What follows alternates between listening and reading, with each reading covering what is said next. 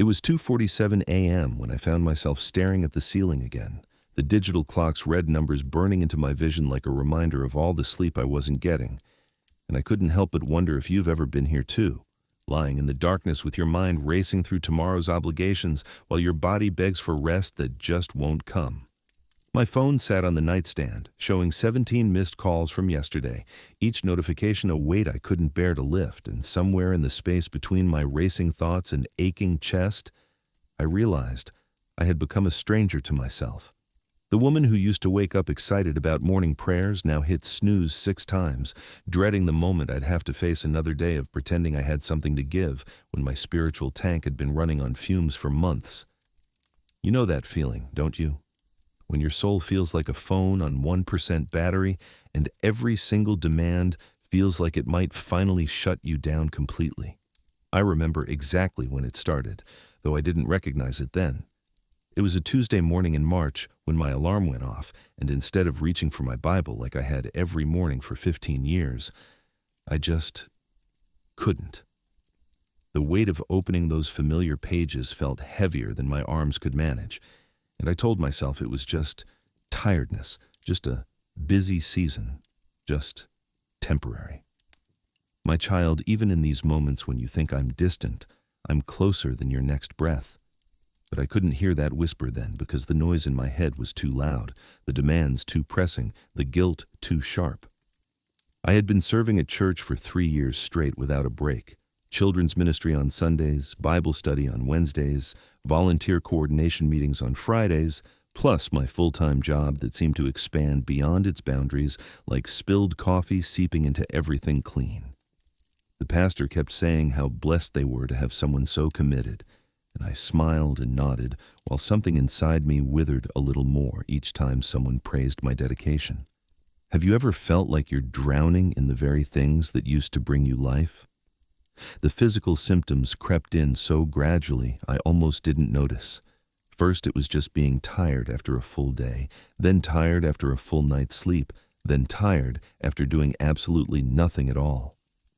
My shoulders carried tension like a backpack full of stones, and I found myself holding my breath without realizing it, as if my body had forgotten how to exist without stress. Coffee became less of a pleasure and more of a necessity, then less of a necessity and more of a desperate attempt to feel human, though even 3 cups couldn't shake the fog that had settled over my thoughts like morning mist that refuses to burn off. I started avoiding my reflection in mirrors because the woman looking back had eyes that seemed empty, a smile that never quite reached those hollow spaces, and I didn't want to acknowledge what I was becoming. My husband would ask if I was okay, and I'd respond with the automatic "just tired," while internally screaming that I was so much more than tired. I was spiritually bankrupt, emotionally overdrawn, and running on fumes of who I used to be. Church became the hardest place to be, which felt like the ultimate betrayal, because wasn't this supposed to be my refuge, my place of restoration? Instead, I'd sit in the back row with my hands folded in my lap, watching everyone else raise their hands in worship while mine felt too heavy to lift, listening to others sing with joy while my voice caught in my throat like broken glass. The sermons about God's love bounced off my heart like rain on a roof that had forgotten how to let water in, and I'd leave feeling more empty than when I arrived, convinced that everyone else had access to something I'd somehow lost. You think your tiredness disappoints me, but I knit rest into creation itself. Even I rested on the 7th day. Yet all I could hear was the voice in my head cataloging everything I should be doing, everyone I was letting down, every way I was failing as a Christian, a wife, a friend, a human being. Prayer became a grocery list of requests and apologies, a one-sided conversation where I talked at God instead of with Him, and reading scripture felt like trying to eat cardboard when you're starving for something real. I'd open my Bible and the words would swim on the page, familiar verses that used to bring comfort now seeming foreign and distant, as if they were written for someone else, someone who had energy for faith. The isolation was the worst part because it happened gradually, like watching a sunset. You don't notice the light fading until suddenly you're sitting in darkness wondering when night fell. I stopped returning phone calls because I didn't have words for the conversations my friends wanted to have. stopped accepting invitations because the thought of putting on a happy face felt exhausting, stopped initiating plans because I had nothing to offer anyone and knew they'd be better off without my heaviness dragging down their joy. You ever notice how people ask, "How are you?" but they don't really want to know? They want you to say, "Fine, thanks," and move on, but what if you're not fine? What if you haven't been fine for months? What if the real answer would scare them away? So I learned to lie with a smile, to say "blessed" when I felt cursed, to respond living the dream when I felt like I was sleepwalking through a nightmare. The people at church would comment on how peaceful I looked, how together I seemed, and I'd thank them while dying inside, because if they only knew how much energy it took to maintain that facade, how every "how's your walk with the Lord" felt like a knife twist in an already bleeding wound. My marriage started showing the strain because my husband married a woman who laughed easily and dreamed big. But that woman had been slowly disappearing, and in her place was someone who could barely manage basic conversation, let alone intimacy or partnership. He'd suggest date nights, and I'd find excuses, not because I didn't love him, but because I had nothing to give, no emotional reserves to draw from, no energy for the kind of presence a marriage deserves. We'd sit at dinner and he'd ask about my day, and I'd give him the bare minimum, because how do you explain that your day felt like running through quicksand, that every small task felt monumental, that you're not even sure who you are anymore? He started walking on eggshells around me, afraid to ask for too much, afraid to need anything, and I hated that my brokenness was breaking us both. Let me be your strength, not your schedule. But I couldn't figure out how to stop long enough to let that happen, couldn't see a way out of the obligations that felt like they might kill me, but also felt impossible to abandon. The guilt was overwhelming. Here I was, blessed with a loving husband, a roof over my head, meaningful work, a church family, and I couldn't even be grateful, couldn't access the joy that should have been mine, couldn't be the person everyone needed me to be. Work became another place where I performed rather than participated, going through the motions of productivity while feeling like I was watching my life from outside my body. My coworkers would comment on how dedicated I was, staying late and taking on extra projects, not realizing that I was staying busy because stillness felt dangerous, because if I stopped moving, I might fall apart completely. I threw myself into tasks that didn't matter, because the tasks that did matter felt too heavy, too important, too likely to reveal how inadequate I'd become. Lunch breaks were spent in my car in the parking lot, staring at nothing, trying to summon the energy to make it through the afternoon while wondering how other people made it look so easy. You know what's really cruel about burnout? You lose the very things you need most to recover, the ability to rest, to receive, to believe you deserve care. Every moment of downtime felt stolen, every minute not being productive felt selfish, and the voice in my head had a running commentary about how lazy I was, how weak, how disappointing to everyone who was counting on me. I'd come home from work exhausted and immediately start the second shift of household management, volunteer obligations, family responsibilities, each task adding weight to shoulders that were already buckling under the load. The spiritual dryness was the most frightening part because faith had always been my anchor, the one thing I could count on when everything else felt uncertain. But now, even God felt absent, like I was praying to an empty sky and hearing only echoes of my own desperate voice. I'd sit in morning devotions feeling nothing, reading familiar psalms that used to bring tears to my eyes and feeling only numbness, asking for help and receiving what felt like silence. Church friends would share testimonies of God's goodness, and I'd nod and smile while internally wondering what was wrong with me, that I couldn't access that same joy, that same sense of divine presence, that same confidence in God's love. Bible verses that once brought comfort now felt like accusations. "Come to me, all you who are weary, and I will give you rest," seemed like a promise for everyone except me, because I was coming and coming and coming, but rest never came, peace never settled, strength never returned. Even in silence, I was holding you, beloved, breathing for you when your breath came short, but all I could feel was the weight of my own inadequacy pressing down like a blanket made of stones. The breaking point came on a Sunday morning in May when I sat in the church parking lot for 20 minutes, unable to force myself to walk through those familiar doors one more time, unable to face another hour of pretending I was okay when everything inside me was screaming for help. I watched families walk past my car window, children skipping with excitement, parents chatting easily with friends, everyone looking like they belonged while I felt like an imposter who had forgotten how to be human. My hands shook as I started the car and drove home instead, calling in sick with what I told my husband was a migraine, but what felt more like a soul ache, a grief for the person I used to be and couldn't figure out how to become again. That afternoon, I lay in bed staring at the ceiling while he puttered around the house, giving me space he thought I needed, but that only amplified the isolation echoing in my chest like footsteps in an empty cathedral. The silence was deafening, but it was also the first honest moment I'd had in months, the first time I stopped performing and started feeling, stopped managing and started mourning, stopped pretending and started admitting that I was not okay, had not been okay for a very long time, and didn't know how to find my way back to okay. That evening, my husband knocked gently on the bedroom door and asked if he could come in, and when I nodded, he sat on the edge of the bed and said the words I'd been afraid to hear. "Honey, I'm worried about you. Really worried. You haven't been yourself for months, and I don't know how to help."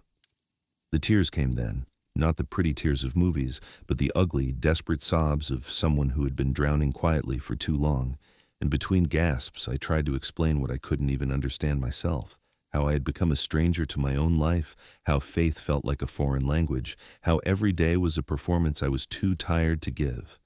He held me while I cried, and didn't try to fix anything, didn't offer solutions or spiritual platitudes, just witnessed my breakdown with the kind of love that doesn't require words. "I don't know what I need anymore," I whispered into his shoulder, "only that I have nothing left to give." The admission felt like defeat and relief all at once, like finally setting down a burden I'd been carrying for so long I'd forgotten what it felt like to stand up straight. Sleep became my only escape. But even that was troubled, filled with dreams where I was running late for obligations I couldn't remember, searching for something I'd lost but couldn't name, calling out for help but making no sound. I'd wake more tired than when I'd gone to bed, my body aching like I'd been fighting battles in my sleep, my mind immediately racing toward the day's demands before my feet even hit the floor. Coffee tasted like desperation, showers felt like preparing for war, and getting dressed required more energy than I had to spare, each simple task feeling monumental in a way that would have been funny if it wasn't so frightening. The mirror showed me a woman I barely recognized, skin that looked gray despite the makeup, eyes that had lost their spark, a smile that had forgotten how to be genuine. I'd stand there wondering who this person was, and how she'd replaced the woman who used to laugh at silly jokes, who used to find God in sunset colors and baby giggles, who used to believe that tomorrow could be better than today. The hardest part was watching life continue around me as if nothing had changed, as if my internal collapse was invisible to a world that expected me to keep showing up, keep contributing, keep being the person I'd always been. Friends would make plans and I'd agree, then cancel at the last minute, not because I didn't want to see them, but because I couldn't figure out how to be myself around them anymore, couldn't access the version of me they knew and loved. Church emails kept coming with requests for volunteers, opportunities to serve, reminders of all the ways I could be useful to God's kingdom while I sat at my kitchen table feeling like I had nothing useful left inside me. The guilt was suffocating. Here were all these ways to serve the God I claimed to love, and I couldn't muster the energy to fill out a simple volunteer form, couldn't commit to anything beyond just surviving each day. My child, I see your weariness. I know your struggle, and I'm not disappointed in your inability to serve. I'm concerned for your inability to receive. But those words felt like they were meant for someone else, someone more deserving of divine tenderness than a woman who couldn't even manage basic spiritual disciplines. I started avoiding certain songs on the radio because they reminded me of who I used to be. Worship songs that once lifted my spirit now felt like mockery. Love ballads that once made me think of my husband now highlighted how disconnected I'd become from my own capacity for affection. Even secular songs about hope and dreams felt foreign and unreachable. The soundtrack of my life had become silence, punctuated by sighs, the internal monologue a broken record of self-criticism and exhaustion. Grocery shopping became an overwhelming maze of choices I couldn't make. Did we need the name brand or store brand, paper towels or napkins, chicken or beef for dinner? Decisions that should have been automatic now required more mental energy than I could access. I'd stand in aisles feeling paralyzed by options, other shoppers moving around me with purpose I envied, their lives apparently manageable in ways mine had ceased to be. Checkout lines felt endless, small talk with cashiers felt impossible, and driving home required a kind of concentration that suggested my mind was operating on some kind of emergency backup power that might give out at any moment. Home stopped feeling like a sanctuary and started feeling like another stage where I had to perform, another place where people needed things from me that I didn't have to give. The dishes in the sink multiplied faster than I could wash them, laundry piled up like accusations of domestic failure, and dust gathered on surfaces that used to stay clean because I used to care about such things. My husband tried to help, but I'd snap at him for doing things wrong, then hate myself for being ungrateful, then retreat into silence that felt safer than risking more evidence of how unlikable I'd become. The house felt smaller somehow, like the walls were closing in, but also too big and empty, rooms echoing with the absence of the laughter and conversation that used to fill them. I'd sit on the couch at the end of each day, feeling exhausted, but unable to relax, tired, but unable to rest, wanting to sleep but afraid of the dreams that might come or the morning that would inevitably follow. Prayer became a desperate bargaining session where I tried to negotiate with God for just enough energy to make it through one more day, one more week, one more commitment I couldn't figure out how to escape. Please, just help me get through this, became my most frequent petition, not for wisdom or peace or joy, but just for basic survival, just for the strength to keep the facade intact a little longer. I'd open my Bible hoping for some word of encouragement, some promise of relief, but the words seemed written in a language I'd forgotten how to read, verses that used to jump off the page now flat and lifeless, parables that once taught me about God's love now seeming irrelevant to my particular brand of suffering. You do not have to earn my love, just rest in it, echoed somewhere in the space between my desperate prayers and my weary heart, but resting felt impossible when there was so much left undone, so many people counting on me, so many ways I was already failing. I remember the exact moment I realized I'd been faking it for so long, I'd forgotten what authentic felt like. It was during a small group meeting where everyone was sharing prayer requests, and I heard myself saying, "Just pray for traveling mercies for my sister's family," when what I really wanted to say was, "Pray for me, because I'm drowning, and I don't know how to save myself." The words that came out of my mouth were safe and spiritual, and completely disconnected from the reality of my inner world. And as I sat there, listening to others share their real struggles, job loss, health scares, relationship problems, I felt envious of their ability to be vulnerable, to ask for help, to trust that their pain mattered to God and to each other. When it was time to pray, I bowed my head and said the right words while internally screaming, participated in a ritual that once connected me to the divine while feeling more alone than ever, surrounded by people who loved me while convinced that if they knew the real me, they'd be disappointed and distant. The exhaustion wasn't just physical or even emotional. It was soul deep, a weariness that sleep couldn't touch and vacations couldn't cure, a tiredness that lived in my bones and colored everything gray. Simple pleasures like morning coffee or evening walks became tasks to check off rather than moments to savor, and I found myself going through the motions of living without actually experiencing life, like watching a movie of someone else's existence. You know how sometimes you drive somewhere and realize you don't remember the journey, like your body went through all the right motions while your mind was somewhere else entirely? That's what my whole life had become, an unconscious performance of normalcy while my real self hid somewhere deep inside, too afraid to come out because the world felt too bright, too loud, too demanding for someone as fragile as I'd become. I didn't even know what I needed anymore. I whispered to my reflection one evening as I brushed my teeth with mechanical precision, only that I had nothing left to give. The woman in the mirror looked back with eyes that had seen too much disappointment, carried too much responsibility, hoped for too many things that never came. And I wondered if this was what rock bottom looked like, not dramatic and obvious, but quiet and gray, not a sudden crash, but a slow fade, not a crisis that demands attention, but a steady erosion of everything that once made life worth living. Maybe you're there too, standing at your own bathroom sink, wondering who that person is staring back at you, when the last time was you felt genuinely happy instead of just, okay, whether you'll ever find your way back to the woman you used to be, or if this tired, empty version is all that's left. The days that followed that bathroom mirror confession felt different somehow. Not better exactly, but more honest, like I'd finally stopped pretending the sky was blue when it had been gray for months, and I began to notice things I'd been too busy performing to see. The way my shoulders had been permanently raised toward my ears, as if I was constantly bracing for impact. The way I'd been holding my breath through conversations like I was underwater. The way I'd been smiling with just my mouth while my eyes remained flat and distant. Have you ever caught yourself in that moment when the mask slips and you realize how much energy it takes to pretend everything is fine?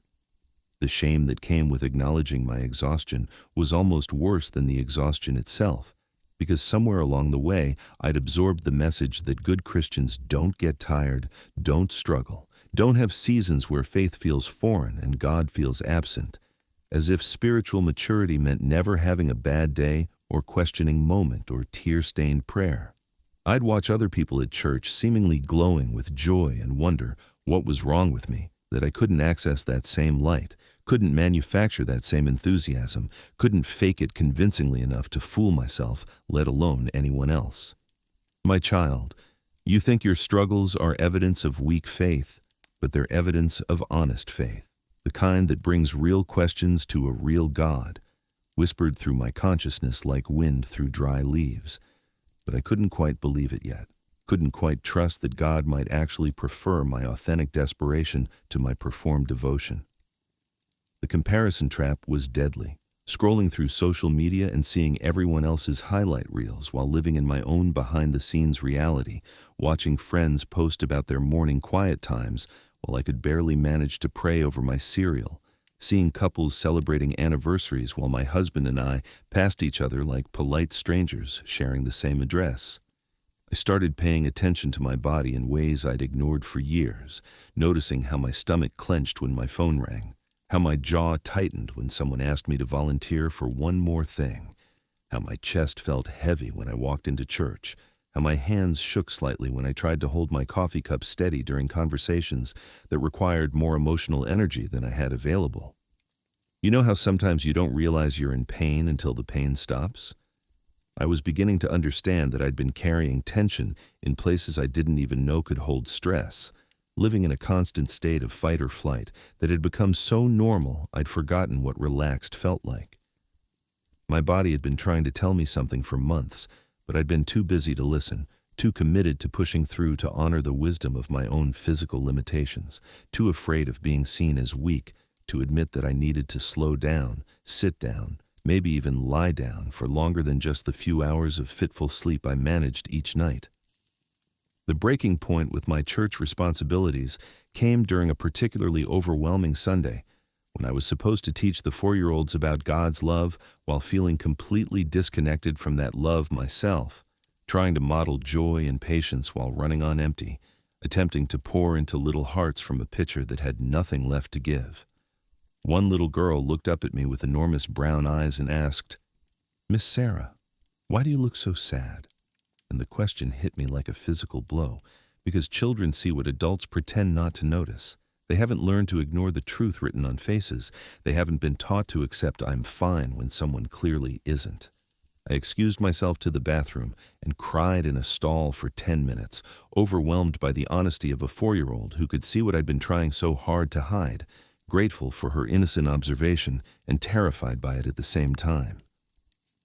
When I returned to the classroom, I knelt down to her level and said, "You're very observant, sweetheart. Sometimes grown-ups have sad days too, and it's okay to notice that." And she nodded solemnly and patted my arm with the kind of pure compassion that reminded me why children are closer to the kingdom of heaven. They haven't learned to pretend yet, haven't been taught to hide their hearts. That afternoon, I sent an email to the children's ministry coordinator explaining that I needed to step back from teaching for a while, not permanently, but just until I could figure out how to take care of my own heart well enough to help nurture others. And the relief I felt when I hit send was immediately followed by crushing guilt, because good Christians don't quit, don't let people down, don't prioritize their own needs over the needs of the ministry. The response was gracious and understanding, full of appreciation for my years of service and assurance that the door would always be open when I was ready to return. But I couldn't shake the feeling that I was abandoning ship, letting everyone down, proving that I wasn't as committed or spiritual as I'd pretended to be. Rest is not abandonment, beloved. It's wisdom. Even I withdrew from the crowds to pray.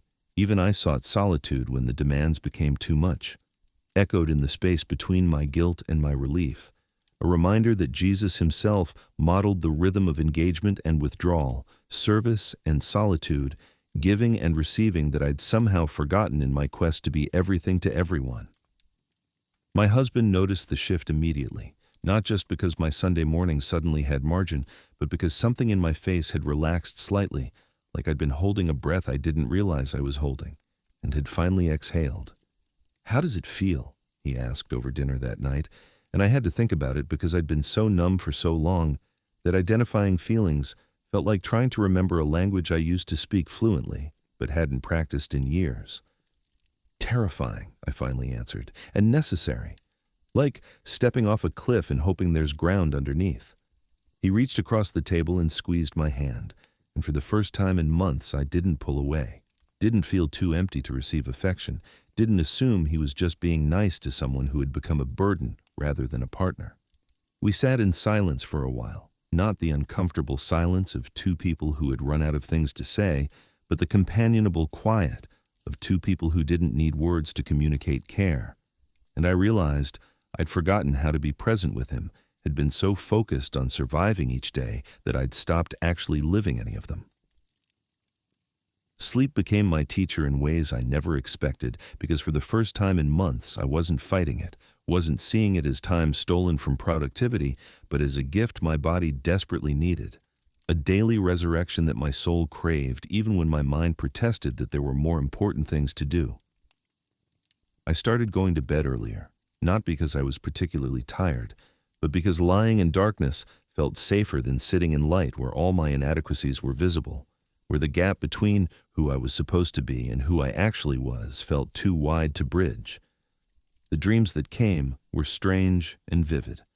Sometimes I was running through endless hallways looking for a door that led outside. Sometimes I was standing in front of crowds trying to speak, but no words would come. Sometimes I was swimming upstream against a current that was stronger than my ability to fight it. You ever notice how dreams sometimes tell you things your waking mind is too afraid to acknowledge? Mine were showing me the truth I'd been avoiding, that I'd been lost, silenced, and swimming against forces too powerful for one person to overcome alone. The quiet began to feel less threatening and more like an invitation, not to do something but to simply be something, specifically, to be myself without the performance, without the masks, without the constant evaluation of whether I was good enough, spiritual enough, productive enough to deserve love and acceptance. I started sitting on our back porch in the early morning with my coffee, not to have quiet time or devotions, but just to exist in the space between night and day when the world felt softer, less demanding, more forgiving of imperfection. The birds didn't care that I hadn't read my Bible. The sunrise didn't judge me for skipping prayer. The flowers in our garden bloomed regardless of my spiritual state. And there was something profoundly comforting about being part of a creation that functioned beautifully without my participation, without my management, without my anxiety about whether I was doing enough. See how I care for the lilies of the field? They do not toil or spin, yet I clothe them in beauty. How much more will I care for you, beloved, who are worth more than many flowers? Seemed to whisper through the morning breeze, and for the first time in months I felt a tiny crack in the wall I'd built around my heart, just enough space for hope to sneak in uninvited.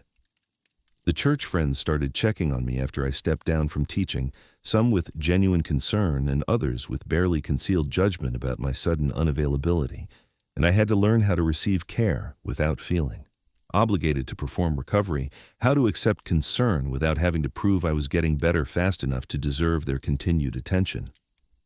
"How are you doing, really?"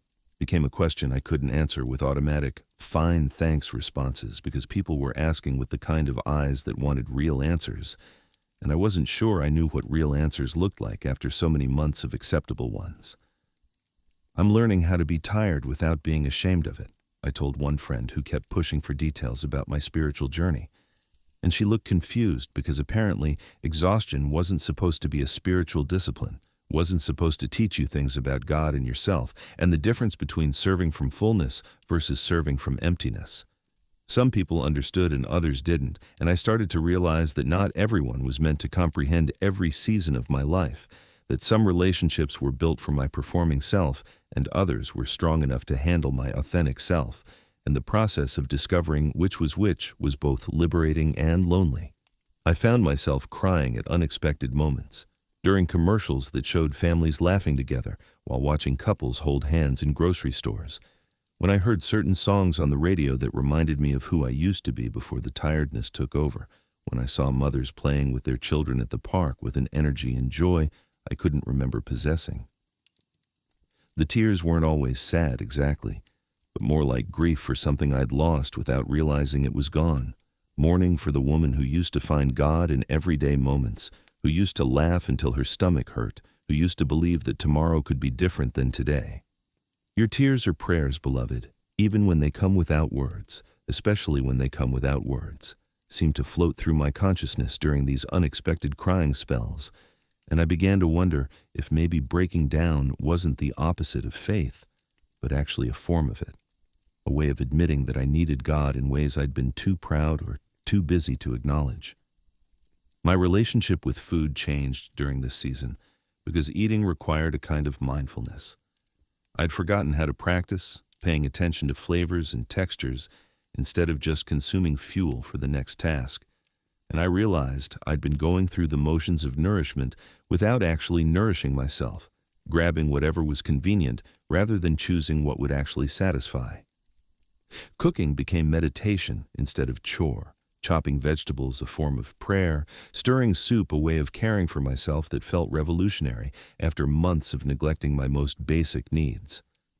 My husband started joining me in the kitchen more often, not because I needed help, but because something about the rhythm of preparing food together felt sacred, felt like the kind of partnership we'd lost somewhere in the busyness of managing life instead of living it. We'd stand side by side washing dishes after dinner, not talking about anything important, but just being present with each other in a way that felt both ordinary and miraculous. And I realized that intimacy isn't always about deep conversations or grand gestures, but sometimes just about showing up consistently in small moments.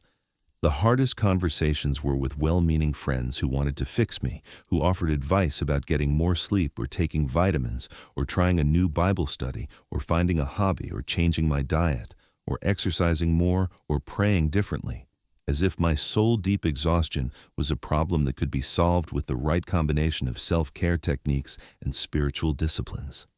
"Have you tried journaling?" they'd ask, or "Maybe you need to spend more time in worship music," or "You should really consider counseling."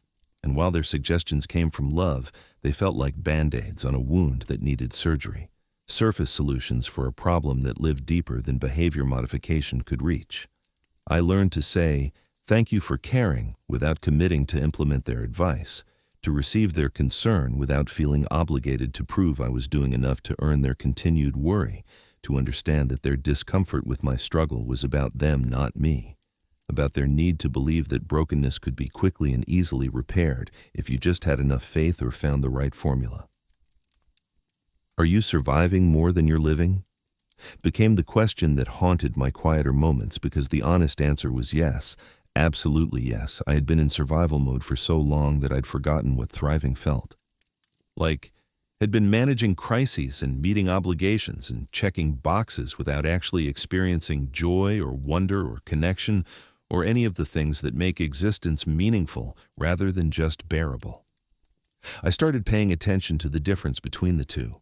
Surviving was going through the motions, living was being present for them. Surviving was making it to the end of each day, living was finding something worth celebrating along the way. Surviving was holding your breath until things got better. Living was learning to breathe deeply even when things were hard. The realization that I'd been merely surviving was both devastating and hopeful, because at least surviving meant I was still here, still capable of choosing something different, still able to learn the art of living again, even if I'd forgotten how to practice it.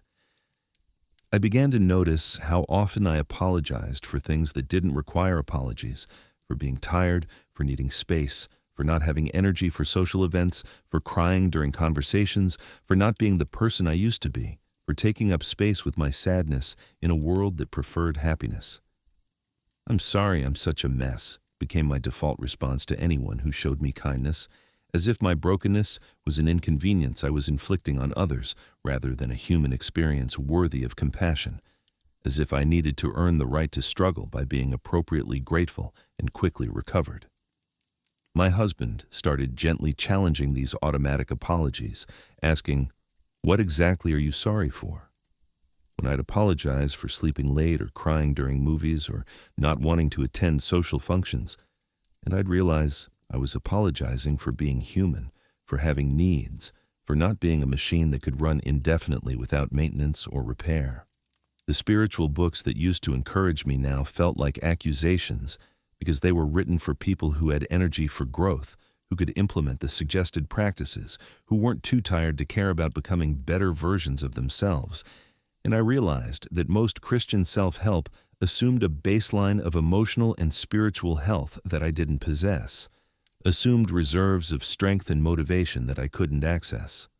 "Just trust God more," they'd say, or "choose joy," or "count your blessings," as if trust and joy and gratitude were switches I could flip rather than fruits that grew slowly in soil that had been depleted by years of giving without receiving, pouring out without being filled up. "When was the last time you let yourself be tired without guilt?" echoed in my mind during one particularly difficult afternoon when I'd spent the morning in bed, not because I was physically sick, but because my soul needed the rest, needed the permission to not be productive, needed the radical act of caring for myself without having to justify it to anyone else. I started experimenting with saying no to things I didn't actually want to do, a revolutionary concept for someone who had spent years saying yes to everything out of guilt, obligation, and the mistaken belief that my worth was determined by my usefulness to others. The first few no's were terrifying because I was sure people would be angry, disappointed, or would stop asking me to participate in anything.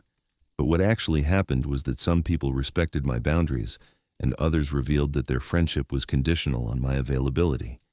And both responses taught me important things about the difference between relationships built on mutuality versus those built on utility. "I can't commit to that right now," became my new favorite phrase, because it was honest without being detailed, firm without being harsh, protective without being isolating, and it created space for me to choose what I actually wanted to say yes to, rather than automatically agreeing to everything that was asked of me.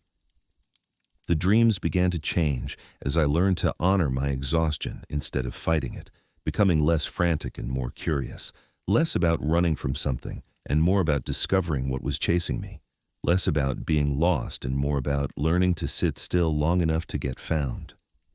I'd dream about gardens that had been neglected but were slowly coming back to life, about rooms in houses I'd never explored before, about conversations with people who looked like me but felt wiser, more at peace, more integrated than I'd been in waking life.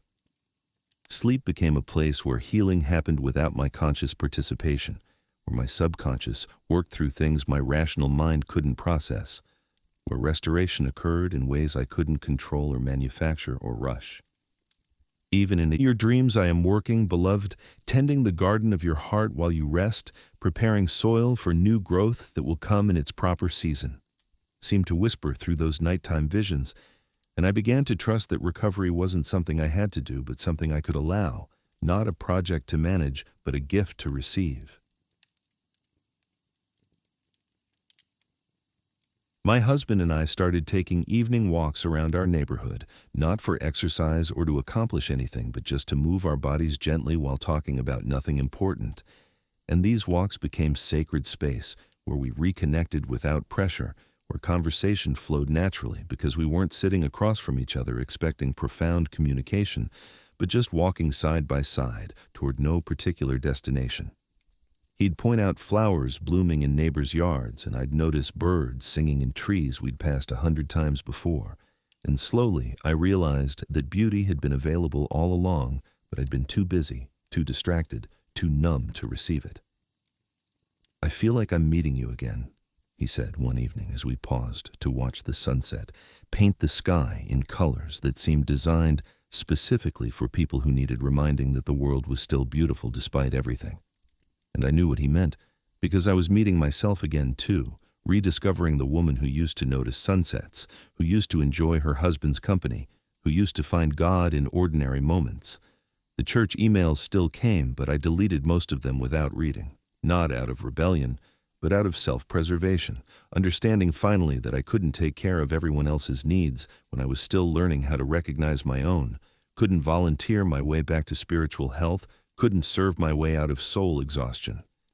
This felt selfish and wrong according to everything I'd been taught about Christian living, but it also felt necessary and true according to everything my body and heart were teaching me about sustainable existence, and I had to choose between being the person others expected me to be and being the person God was inviting me to become. What if God doesn't want you to push harder but surrender softer? Became the question that reframed everything. Because surrender had always sounded like defeat to me, but was starting to feel like wisdom, like the difference between forcing a door that was locked versus waiting for someone to open it from the other side, like the difference between swimming against the current until you drown versus floating on your back until the water carries you somewhere safe.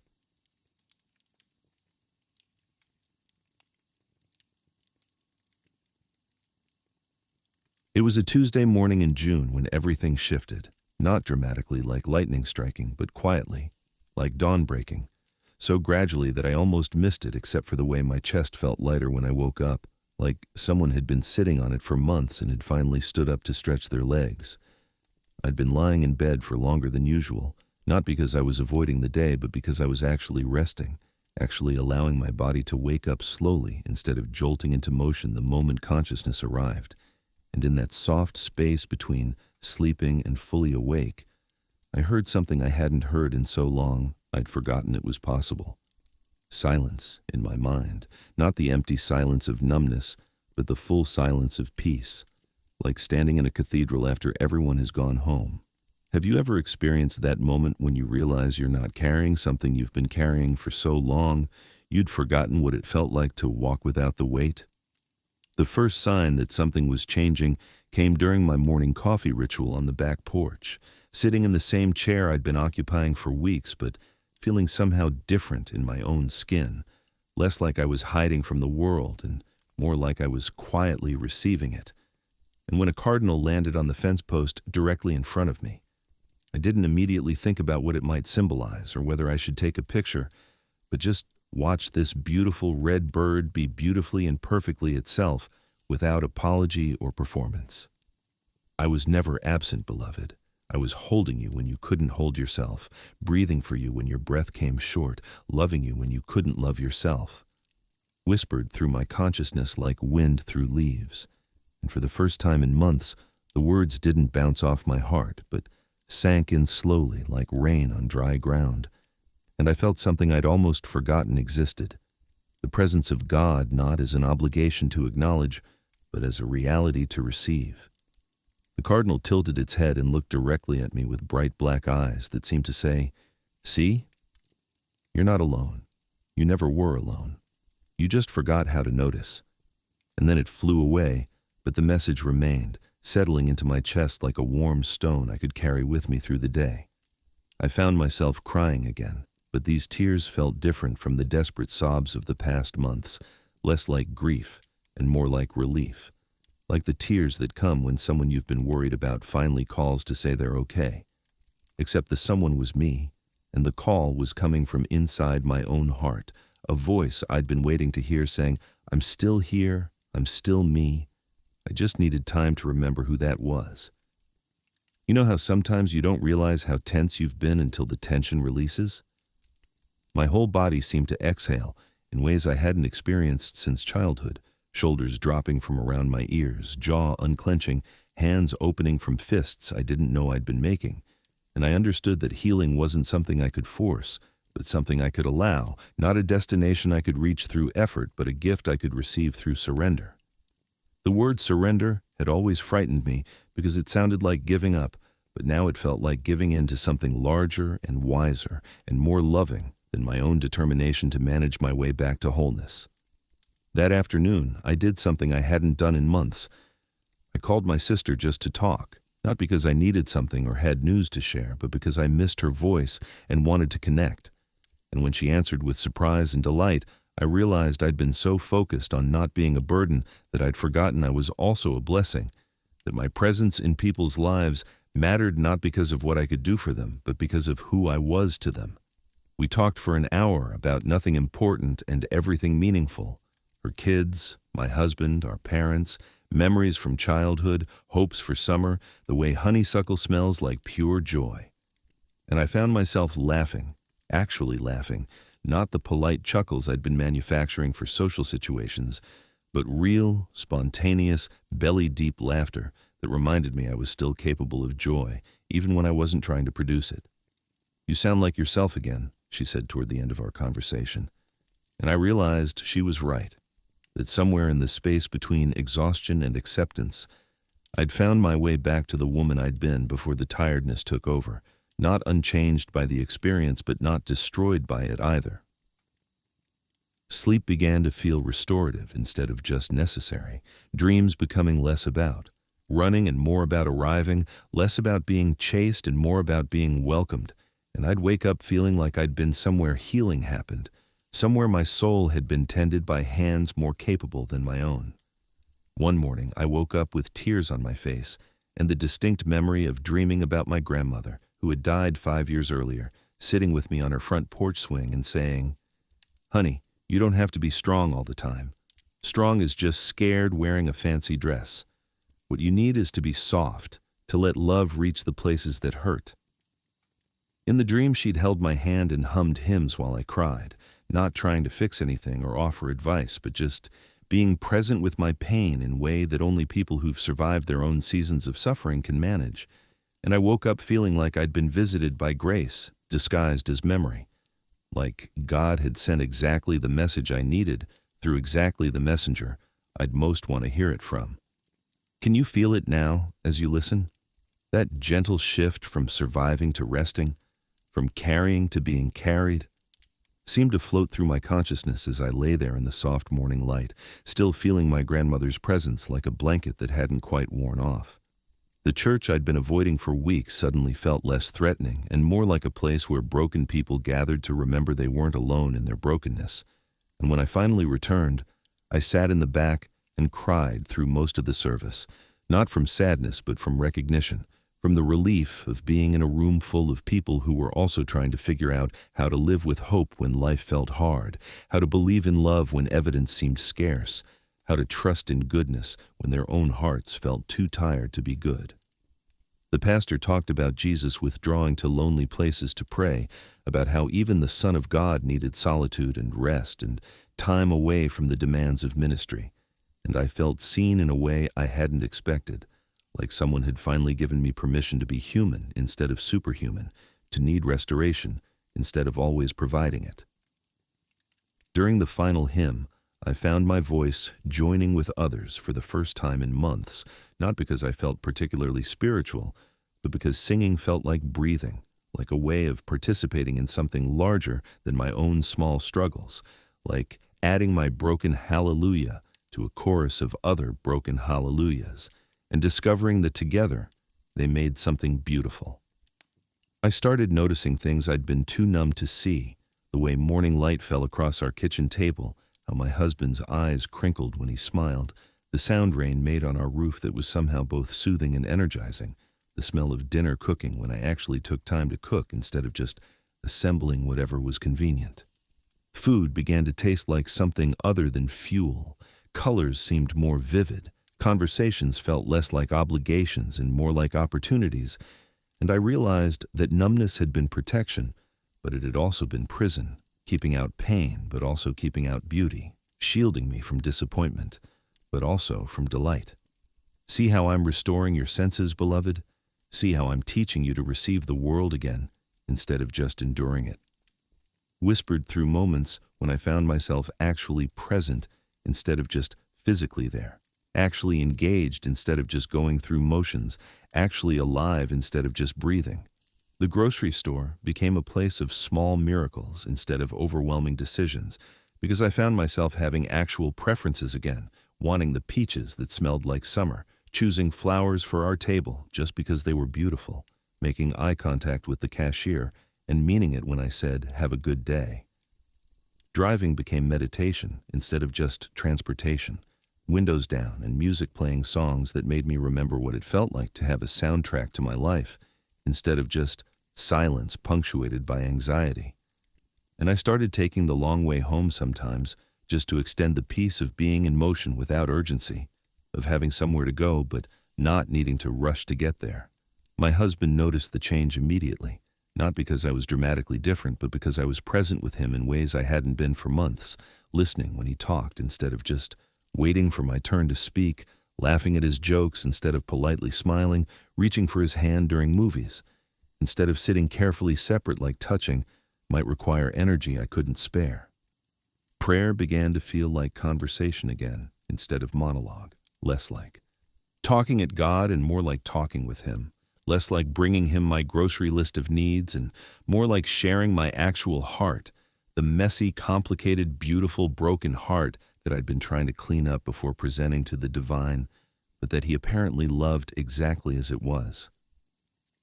I started praying while I walked, while I cooked, while I folded laundry, not formal prayers with proper beginnings and endings, but ongoing dialogue with someone who knew me better than I knew myself, and loved me more than I'd ever learned to love myself.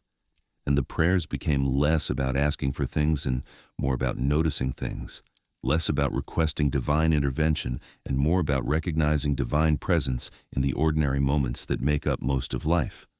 This is how I speak to you, beloved, not in thunder, but in whispers, not in miracles, but in moments, not in dramatic encounters, but in daily bread and morning coffee and evening walks, and the sound of your own breathing seemed to echo through these ongoing conversations, and I began to understand that God had been talking all along, but I'd been too busy talking back to listen. I found an old journal in my bedside drawer, one I'd abandoned months earlier when writing felt like another obligation I couldn't manage. And when I opened it randomly to a page from the previous fall, I read words I'd written during what felt like a different lifetime. I feel so connected to God today, so grateful for this beautiful life, so excited about what He's doing in our church, in our marriage, in my heart. The woman who had written those words felt like a stranger, someone I'd lost and mourned and assumed was gone forever.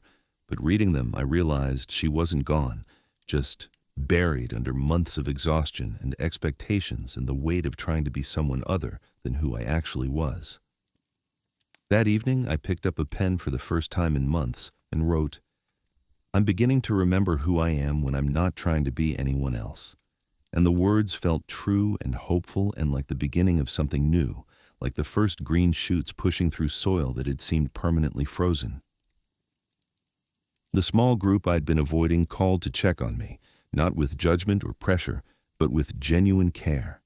And when I finally agreed to meet them for coffee, I discovered that everyone had struggles they'd been hiding, seasons of doubt and exhaustion and spiritual dryness that they'd been too afraid to share, because they thought everyone else had it figured out better than they did.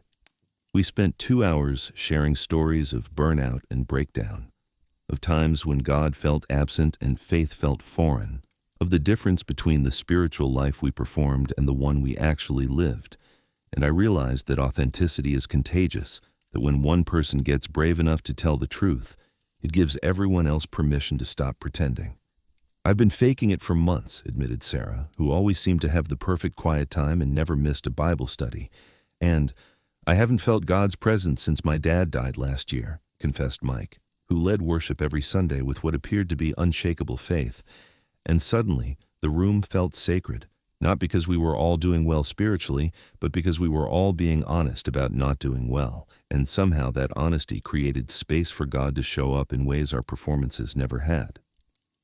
If you've been pouring from an empty cup, maybe it's time to let God fill it instead. Became more than just a nice thought and started feeling like an actual possibility, because I was beginning to understand that receiving wasn't selfishness, but stewardship. That taking care of my own soul wasn't narcissism, but necessary. That learning to be filled so I could pour out from overflow instead of obligation was actually the more loving way to live. The metaphor of cups and filling had always confused me, because I thought it meant I should be able to fill my own cup through spiritual disciplines and right thinking. But now I was starting to see that the filling was God's job and the receiving was mine. That my role wasn't to manufacture spiritual experiences, but to stay open to them. Not to produce divine encounters, but to notice them when they appeared in the middle of ordinary Tuesday afternoons. The cardinal that had visited my porch that first morning started coming back regularly, sometimes alone and sometimes with what I assumed was his mate, and I began to look forward to these visits not as signs of anything particular, but as reminders that beauty shows up consistently in small ways when you're paying attention, that God's creation keeps offering gifts even when you're too tired to earn them. My husband and I started having real conversations again, not just logistics about schedules and responsibilities, but actual sharing about dreams and fears and the things that mattered most to us. And I realized that intimacy requires presence more than perfection, vulnerability more than having everything figured out, showing up as you are more than showing up as you think you should be. "I missed you," he said one evening as we sat on the porch watching fireflies. And I knew he didn't mean he missed my physical presence because I'd been there the whole time, but that he missed me. The actual me who had been buried under months of exhaustion and performance, and trying so hard to hold everything together that I'd forgotten how to just be together. "I missed me too," I replied, and we both laughed. But it wasn't funny, ha. It was funny like recognition, like the relief that comes when you realize you're not crazy for feeling like you've been lost, that other people can see when you're not fully present, even when you're going through all the right motions. The Bible began to feel like a conversation partner again, instead of a textbook I was supposed to study, verses jumping off pages in ways that felt personal and timely, and specifically meant for whatever I was walking through that particular day, and I started reading smaller portions more slowly instead of trying to get through chapters quickly to check off my daily reading goal. Psalm 23 became particularly meaningful, not because it was new, but because I was new. Because "He restores my soul" suddenly felt like a promise being fulfilled in real time, rather than just poetic language about something that might happen someday, if I was good enough or faithful enough or recovered enough to deserve it. I didn't leap out of the dark. I opened my eyes and found I wasn't alone in it, became my testimony, not dramatic or impressive, but true, not the kind of story that would make a good Sunday school lesson, but the kind of truth that makes Monday mornings bearable and Tuesday afternoons meaningful, and Wednesday nights feel like gifts instead of obligations. I started cooking again, not elaborate meals that required energy I didn't have, but simple things that nourished body and soul, soups that filled the house with warmth, bread that made the kitchen smell like home, cookies that gave me an excuse to call neighbors I'd been too withdrawn to talk to for months. The act of creating something good with my hands felt like prayer, like participating in the same creative energy that spoke worlds into existence and called them good. And I began to understand that healing doesn't always look like big spiritual breakthroughs, but sometimes looks like remembering that you enjoy making things, that you find satisfaction in simple tasks completed with attention and care, that your body knows how to move in rhythms that feel life-giving when you stop forcing it to move in rhythms that feel life-draining. The dreams continued to shift, becoming less about anxiety and more about adventure, less about being lost and more about exploring. And I'd wake up feeling like I'd been somewhere restful instead of somewhere stressful, somewhere my subconscious could play instead of work, Somewhere healing happened naturally without my conscious effort or management. One particularly vivid dream showed me standing in a garden where everything was growing in wild abundance. Not the neat rows I would have planned, but organic beauty that followed its own wisdom, and a voice that sounded like my grandmother, but also like something larger, said, "This is what restoration looks like, not controlled, but wild, not perfect, but real, not fast, but deep." And I woke up with dirt under my fingernails, even though I hadn't been gardening, as if the dream had been so real it left physical evidence. I called my sister again, this time to tell her about the changes I was noticing, the small resurrections happening in ordinary moments, the way hope was sneaking back into my daily experience like spring, returning after a winter that seemed like it might last forever. And she cried with relief, because she said she'd been praying for months that I'd find my way back to myself, but hadn't wanted to pressure me by asking too many questions or offering too much advice. "I knew you were in there somewhere," she said. "I just didn't know how to reach you. And I realized that love sometimes means waiting patiently while someone finds their way back from places you can't follow them to, holding space for their healing without trying to rush or direct it, trusting that the person you knew and loved is still there even when they seem to have disappeared." The evening walks with my husband became less about gentle exercise and more about rediscovering our neighborhood, our relationship, and our capacity for wonder, pointing out things we'd never noticed before. The house with the beautiful garden, the tree that must be 100 years old, the family of rabbits that lived under the Johnson's deck. And I realized that paying attention is a form of worship, that noticing beauty is a way of saying thank you, that wonder is available in every block of every suburb if you're moving slowly enough to receive it. "Look," he said one evening, pointing to a sunset that painted the entire sky in shades of pink and orange that seemed too beautiful to be real. And I looked not just with my eyes, but with my heart, not just seeing, but receiving, not just observing, but participating in the daily miracle of light, transforming ordinary evening into something that reminded us both why being alive is a gift worth unwrapping slowly.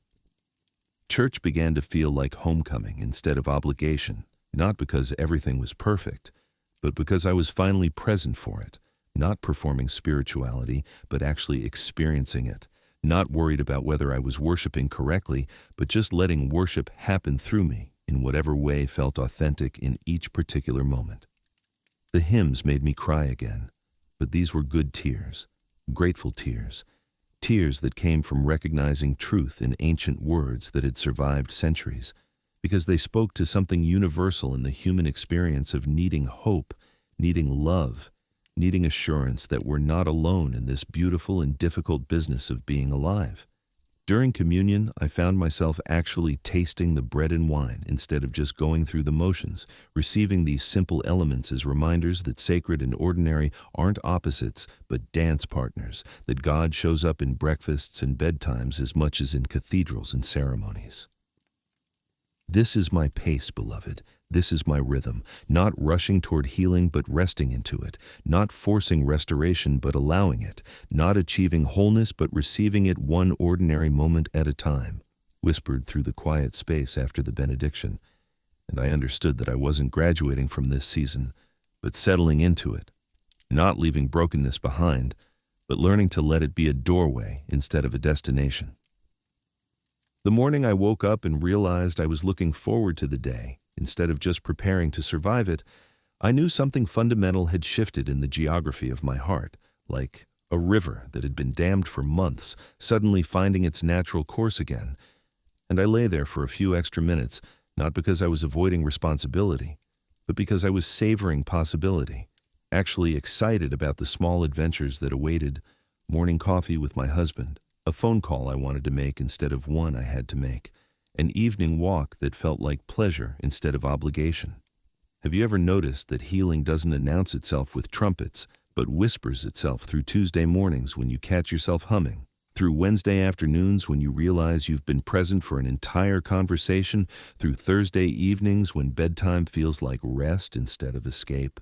I started keeping what I called a noticing journal, not a formal spiritual discipline with rules and expectations, but just a place to write down moments when life felt good, when God felt close, when my own heart felt familiar again. And I was surprised by how many small resurrections were happening daily once I started paying attention. The way steam rose from my coffee cup like visible prayers. How my husband's laugh made me remember why I'd fallen in love with him. The fact that I could read entire chapters of books again without my mind wandering to endless to-do lists. The simple miracle of sleeping through the night and waking up actually rested instead of just conscious. This is how I rebuild you, beloved. Not all at once, but breath by breath, not through dramatic transformation, but through daily restoration, not by erasing your brokenness, but by teaching you to let it become beautiful.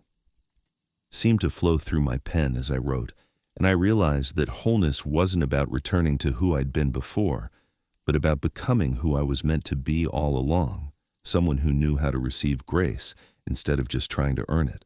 The rhythm of my days began to shift organically, not through rigid scheduling or forced discipline, but through natural responsiveness to what my body and soul actually needed.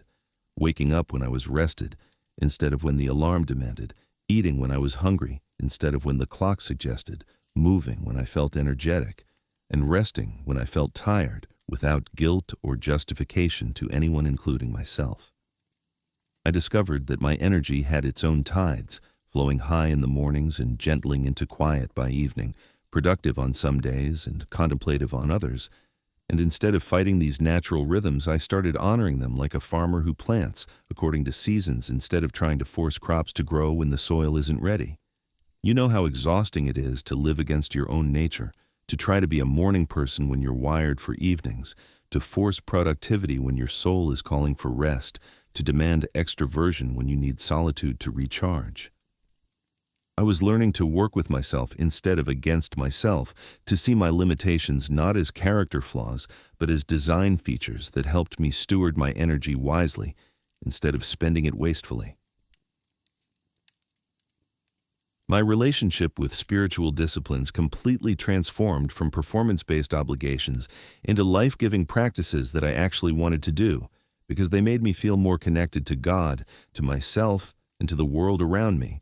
And I stopped reading my Bible like I was studying for a test and started reading it like I was having coffee with a friend who knew me better than anyone and loved me anyway. Prayer became less about formal requests and more about ongoing awareness, less about designated times and more about constant conversation, less about getting God's attention and more about paying attention to God's presence in the mundane moments that make up most of life. Washing dishes became a meditation on cleansing. Folding laundry became a reflection on God's care for our daily needs. Driving became prayer time where I could talk out loud without anyone thinking I was crazy. See how much easier it is when you stop trying so hard. See how naturally worship flows when it comes from love instead of duty. Whispered through these simple moments, and I understood that I'd been making spirituality much more complicated than it needed to be, trying to manufacture holy experiences instead of recognizing that everything is already holy when approached with the right heart. I started saying yes to things I actually wanted to do, and no to things I felt obligated to do, a revolutionary concept for someone who had spent years believing that good Christians said yes to everything regardless of their own capacity, energy, or genuine calling, and the freedom was both terrifying and exhilarating, because it meant taking responsibility for my own life instead of letting other people's expectations make my choices for me.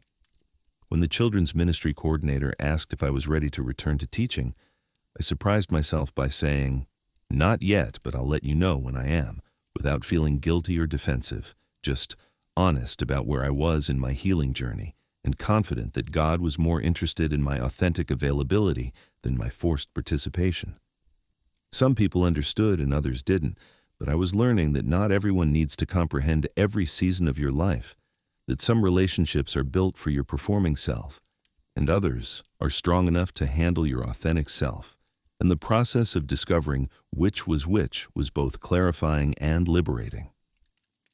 My husband and I started having what we called dream dates, evenings when we'd sit on the porch or take long drives and talk about what we wanted our life to look like, not just in terms of practical goals, but in terms of the daily rhythms and priorities that would help us thrive instead of just survive.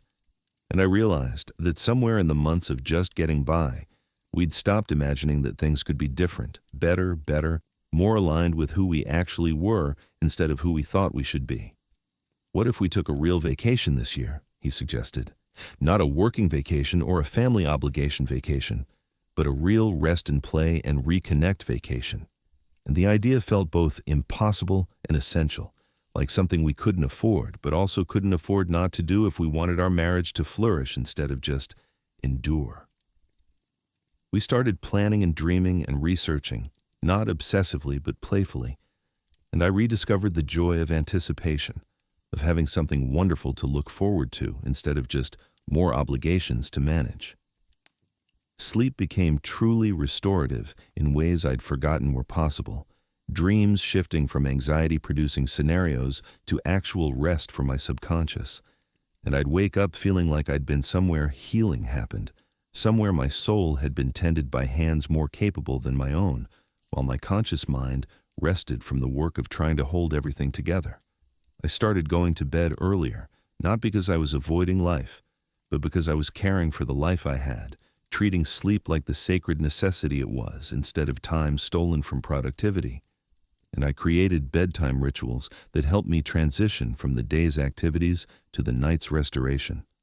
Herbal tea, gentle stretching, reading poetry instead of scrolling through social media, gratitude prayers that acknowledge the day's gifts instead of cataloging its failures.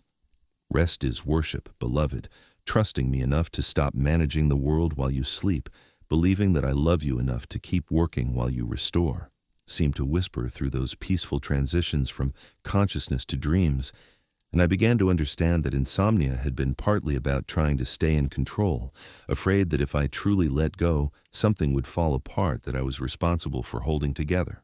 I rediscovered the pleasure of cooking, not elaborate meals that required energy I didn't have, but simple, nourishing food prepared with attention and gratitude, and the kitchen became a place of meditation where chopping vegetables was prayer, stirring soup was worship, and the alchemy of combining ingredients into something greater than the sum of their parts reminded me of how God works in human lives, taking ordinary elements and creating something beautiful, nourishing, life-giving. My husband started joining me more often, not because I needed help, but because we both enjoyed the partnership of preparing meals together, talking about everything and nothing while our hands worked in complementary rhythms. And I realized that some of the best conversations happen when you're doing something else together, when your minds are relaxed and your hearts are open and intimacy sneaks in through the side door while you're focused on the task at hand. Dinner became sacred time again, not rushed fuel stops between obligations, but opportunities to connect, to share the day's experiences, to practice gratitude for food and for each other's company.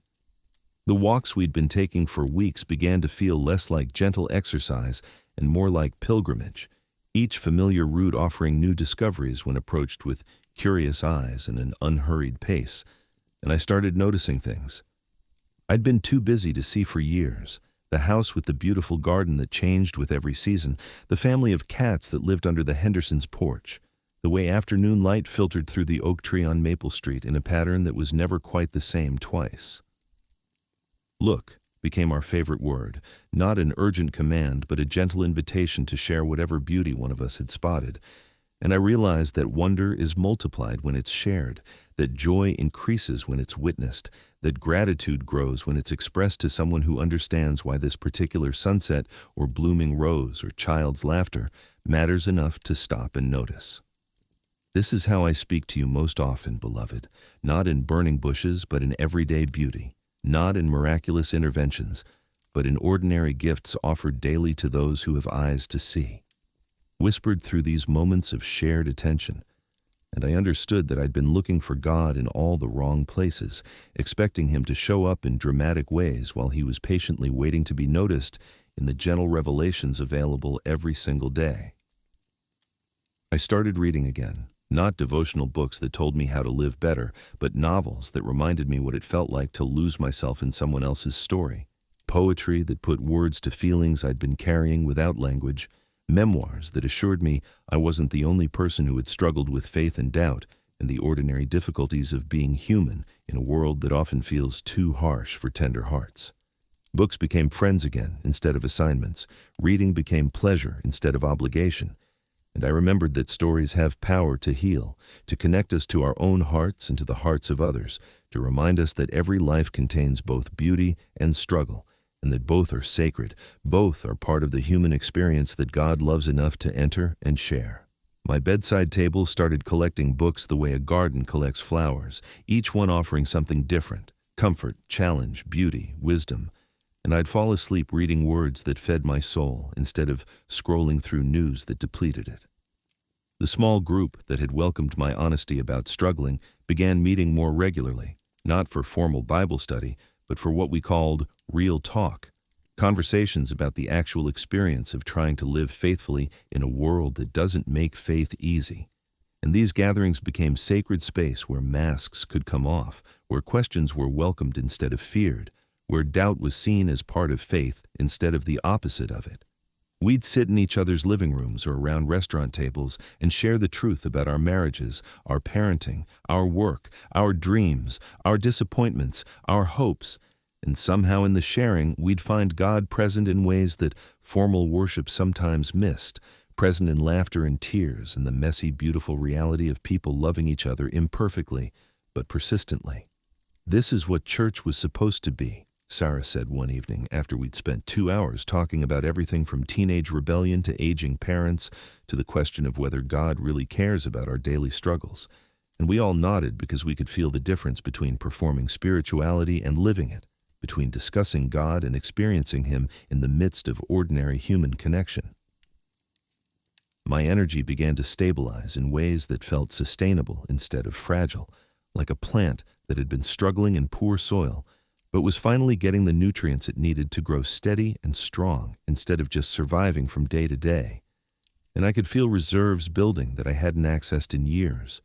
Emotional reserves that meant I could handle unexpected challenges without falling apart. Physical reserves that meant I could be active without exhausting myself. Spiritual reserves that meant I could give to others from overflow instead of emptiness.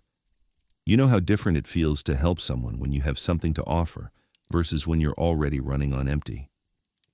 I was rediscovering the joy of generosity that flows naturally from abundance instead of the resentment that comes from giving when you have nothing left to give. And people started commenting that I seemed different, more present, more genuinely myself instead of trying to be who they needed me to be. I rejoined the children's ministry when I felt ready instead of when other people thought I should be ready, and the difference was remarkable because I was teaching from fullness instead of obligation, sharing God's love because I was experiencing it myself instead of because I was supposed to believe in it, connecting with little hearts because my own heart was open and available instead of closed and self-protective. The 4-year-old who had asked why I looked sad was now in the 5-year-old class. And when she saw me, she ran over and hugged my legs and said, "You look happy now." And I realized that children are the most honest barometers of authenticity, that they respond to what's real in us rather than what we're trying to project. And her simple observation was better than any professional evaluation of my healing progress. See how I use the least of these to remind you of the most important things? See how I speak through children who haven't learned to lie about what they see? Whispered through that small moment of recognition, and I understood that recovery was visible not just to me, but to others, that healing changes not just how we feel, but how we show up in the world. The vacation my husband and I had dreamed about became reality. Not an elaborate or expensive trip, but a week at a cabin by a lake where we could sleep late and read books and take naps in hammocks, and remember what it felt like to move through days without schedules or obligations or anywhere we had to be except where we were. I hadn't realized how much noise had been in my head until I spent time in silence. Hadn't understood how tense my body had been until I felt it truly relax. Hadn't recognized how little I'd been breathing until I found myself taking deep, full breaths that seemed to oxygenate parts of me that had been holding their breath for months. We talked and we didn't talk. We planned and we wandered. We were active and we were still. And I remembered that marriage works best when both people are present, not just physically, but emotionally, spiritually, mentally available to each other, instead of just managing logistics together. On our last morning, I woke up before he did, and sat on the dock watching sunrise paint the lake in colors that seemed designed specifically for people who needed reminding that the world is beautiful, that life is a gift, that hope is always available to those who know how to receive it. Coming home from vacation didn't feel like returning to prison, but like bringing peace back with us, integrating the rest and renewal we'd experienced into our regular rhythms instead of treating it like a brief escape from real life. And I realized that Sabbath isn't just about designated times, but about cultivating an attitude of rest and gratitude and presence that can be carried into ordinary moments, transforming commutes into quiet time and household chores into meditation and conversations with neighbors into opportunities for connection. The house felt different when approached with eyes that had learned to see beauty instead of just problems, ears that had learned to hear birds singing instead of just traffic noise, a heart that had learned to receive the present moment instead of always rushing toward the next thing on the list.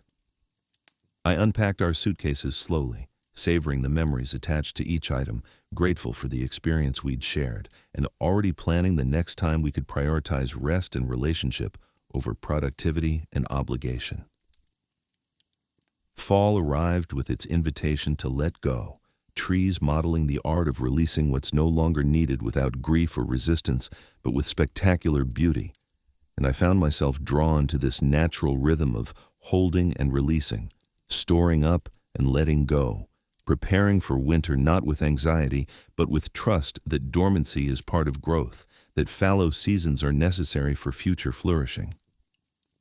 I started cleaning out closets not with the frantic energy of spring cleaning, but with the contemplative spirit of someone who understands that holding on to too much prevents us from receiving what's new, that clearing space in our homes mirrors clearing space in our hearts, that simplicity is often more beautiful than abundance. Each item I donated or discarded felt like a small act of faith, trusting that I didn't need to hoard resources or opportunities or even memories, that God's provision was reliable enough that I could live with open hands instead of clenched fists. My prayer life continued to evolve from formal petition to informal conversation, from designated times to ongoing awareness, from asking God to change my circumstances to asking Him to change my heart. And I found myself praying for other people with genuine love instead of dutiful obligation, interceding for friends and family not because I was supposed to, but because I actually cared about their well-being and wanted good things for them. The prayers felt different when they came from connection instead of distance, from abundance instead of emptiness, from love instead of guilt. And I started understanding that intercession is one of the most intimate forms of care we can offer, holding someone's needs and hopes and struggles in the presence of God with the kind of attention that says, "You matter, your pain matters, your joy matters, you are not alone in this." This is what it looks like when you pray from rest instead of striving, beloved. See how much more spacious your heart becomes when it's not clenched in anxiety. See how much more love you have to offer when you're not running on empty. Seemed to flow through these times of intercession, and I realized that my own healing had made me more capable of caring for others, not less, had increased my capacity for compassion instead of depleting it. The journal I'd been keeping became a record not just of healing, but of discovery, page after page, documenting the return of joy, the renewal of hope, the restoration of dreams I'd thought were lost forever, and reading back through entries from earlier months, I could trace the trajectory of recovery, like watching time-lapse photography of a flower blooming, slow, gradual, beautiful, miraculous in its ordinary persistence. I laughed until my stomach hurt today. I'd written after an evening with friends, and I woke up excited about the day instead of dreading it, and I felt God's presence so clearly during worship that I cried happy tears, and each entry was evidence that resurrection happens not just once, but daily, not just dramatically, but quietly, not just completely, but gradually, in ways that are no less miraculous for being gentle. The woman writing these recent entries felt familiar and foreign at the same time. Familiar because she was who I'd always been underneath the exhaustion. Foreign because she was who I was becoming, through the experience of being broken down and built back up with more wisdom, more compassion, more appreciation for the preciousness of ordinary life. 1 year later, I sat in the same chair on the same porch where I'd first felt that Cardinal's message of not being alone, but everything else had changed, not dramatically, not obviously to someone who might be looking from the outside, but profoundly in the ways that matter most, in the quality of my breathing, the ease of my shoulders, the openness of my heart. And as I watched that same Cardinal return to the same fence post, I realized that healing doesn't mean you become someone entirely different, but that you become more fully who you were always meant to be, like a song that's been played in the wrong key finally finding its proper pitch. Have you ever had the experience of looking back on a difficult season and feeling grateful for it, not because you'd want to repeat it, but because you can see how it changed you in ways that needed changing, shaped you in ways that needed shaping, taught you things you could never have learned any other way? The morning routine that had once felt impossible now flowed naturally, not because I'd become disciplined, but because I'd become aligned, waking up when my body was ready instead of when productivity demanded, spending time with God because I wanted to rather than because I should, moving through the early hours with the kind of peace that comes from knowing you don't have to earn your worth through performance, don't have to justify your existence through usefulness, don't have to prove your faith through constant activity. Coffee still tasted like grace, sunrise still painted promises across the sky. Birds still sang without needing applause, but now I was present to receive these daily gifts instead of rushing past them toward more important things, and I understood that paying attention is itself a form of prayer, that gratitude is its own kind of worship, that wonder is available every single day to those who move slowly enough to notice. See how I designed rest into the very fabric of creation, beloved? See how I made beauty so abundant that you trip over it when you're not looking. Find it in the most ordinary moments when you learn to have eyes that see. Whispered through the morning stillness, and I marveled at how long I'd been too busy to hear what had always been there, too tired to see what had never stopped being offered. The woman I'd become was both the same person and completely different, carrying all the experiences of breakdown and breakthrough, exhaustion and restoration, despair and hope, but holding them lightly now like treasures that had taught me something valuable rather than burdens that had nearly destroyed me. And I could feel the integration of all these experiences in my bones, in my breath, in the way I moved through the world with more compassion for others who were struggling, because I remembered what struggle felt like, with more appreciation for simple pleasures, because I remembered what it felt like to be too numb to enjoy anything. You know how sometimes you don't realize how far you've come until you encounter someone who's where you used to be, and suddenly you can see the journey not just as personal healing, but as preparation to offer hope to others who are walking similar paths. I was beginning to understand that my breakdown hadn't been wasted, that the months of exhaustion and spiritual dryness had been composting into soil where new growth could happen, where deeper roots could develop, where a more sustainable kind of faith could flourish. The phone call came on a Tuesday afternoon in October. A friend from church whose voice I recognized, but who sounded like I had remembered sounding a year earlier. Hollow, desperate, apologizing for bothering me, but wondering if we could talk because she'd heard I'd been through something similar and she didn't know where else to turn, couldn't keep pretending everything was fine when everything felt like it was falling apart. "I don't know what's wrong with me," she said through tears. "I'm doing all the right things, serving at church, reading my Bible, praying every day, but I feel like I'm dying inside. Like God has disappeared and I can't find him anywhere." And listening to her was like hearing an echo of my own voice from that desperate season. And I felt such tenderness for her struggle, such gratitude for my own healing, such clarity about what she needed to hear. "There's nothing wrong with you," I said gently. "You're not failing God and God hasn't left you. You're just exhausted, and exhaustion is not a spiritual problem that needs solving, but a human condition that needs tending." And I heard her exhale, like someone who had been holding her breath for months, like someone who had been given permission to stop fighting and start resting. We met for coffee the next day, and I found myself saying things I didn't know I knew, offering wisdom that had been earned through experience rather than learned through books, sharing not as someone who had all the answers, but as someone who had walked through similar darkness and found light on the other side.